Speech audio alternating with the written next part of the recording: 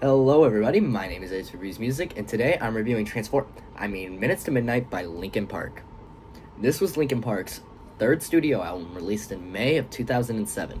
The base album released with 12 tracks totaling a runtime of about 43 minutes, and with the release of the deluxe, they added 2 new songs and 2 new versions of songs that were already on the album.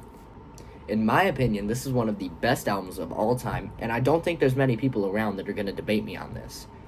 This is one of the best albums. It's undeniable. Just from the production to the vocal range of Chester Bennington to just Mike Shinoda's. He did give some of his best verses on this album right here. And I really want to focus in on the fact that they stepped away from their traditional nu metal sound in a sense. They still kept all the core elements there, like they still had some electronic sounds. They still had the rapping from Mike Shinoda. They still had the amazing vocal performance from Chester. The band playing the harder riffs and sounds in the back. But they took more of a step away. They separated everything a little bit. They kept it separated. I know I just said that, but still. The way that they kept some sounds sounding really heavily on the electronic side to some sounds focusing solely on the rock aspect, it just works really well in my opinion. Because you have the songs that focus in on the electronic sound, like Leave Out All the Rest, All Across the Line off the deluxe, and What I've Done. Those all stick really heavily onto the electronic sound. They still have the elements of the band, but they focus in on their electronic sounding. But then you have like Given Up, Bleed It Out. Those are 2 of the band's heavier songs there is. And they're both off this album. They sound more like rock than nu metal. They still have some of the elements. They still have Mike Shinoda, all that. But they focus heavier in on making it sound more like a traditional rock, focus a little more on Chester, etc. But I really want to focus in also on just the vocal range that Chester shows on this album. It's insane. For one thing, the way he goes from his 17-second scream on Given Up, yes, 17 seconds, I'm sure you almost know about that, but it's still insane to think about, and back into a beautiful harmony when he transfers from the bridge back to the chorus. It's amazing. And then just when he does the clean notes on songs like Leave Out All the Rest, it's really emotional too. And just the lyrics mixed with those clean harmonies. Like, let me read you something right now. When my time comes, forget the wrong that I've done. Help me leave behind some reasons to be missed. And don't resent me, and when you're feeling empty, keep me in your memory, leave out all the rest. Just reading those myself is enough to make a grown man feel the shivers. But when you combine Chester's powerful voice and his beautiful harmonies to it, it's enough to make a grown man cry, without a doubt. And then just the fact that on top of those beautiful vocals, you have Mike Shinoda's rapping, where, in my opinion, Bleed It Out is one of his best verses ever, across everything he's done. His solo work, his work with Linkin Park, his work with Fort Minor, all of that. That is one of his best vocal performances, his best rapping, ever.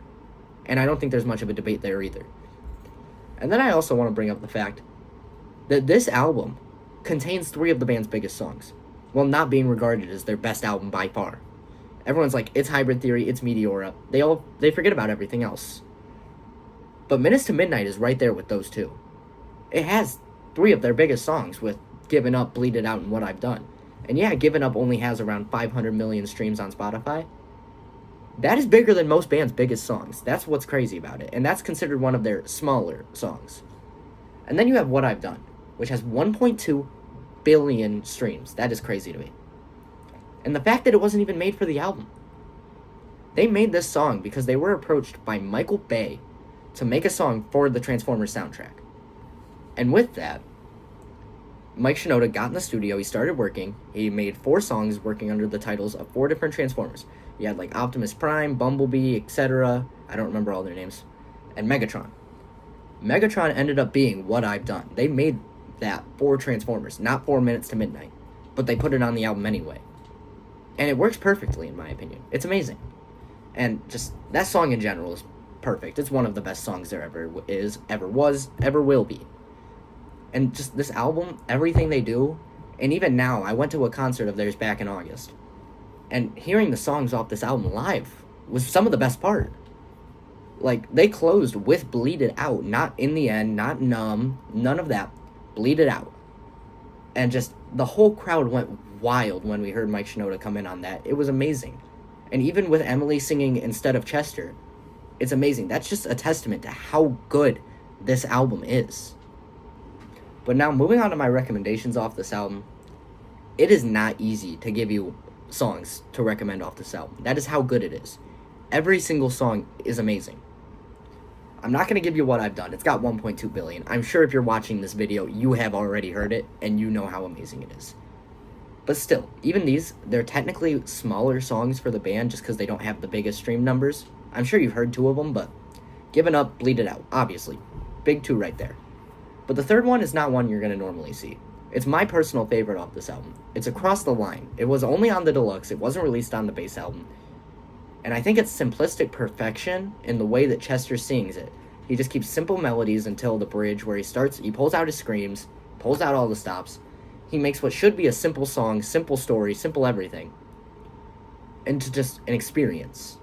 It is one of the best Linkin Park songs and is heavily underrated. You need to go listen to it without a question. Now, if I had to give this album a rating, that's a hard thing to do. I want to say it's perfect. I want to give it 100.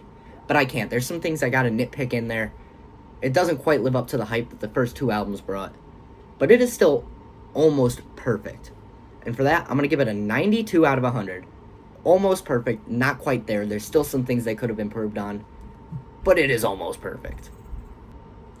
But now, I want to know what I said that you agreed with, what you disagreed with, your questions, your comments, anything. I want you to tell me down in the comments section, and I also want you to tell me what album you want to see me review next. But for now, that's all I've got. Get on out of here.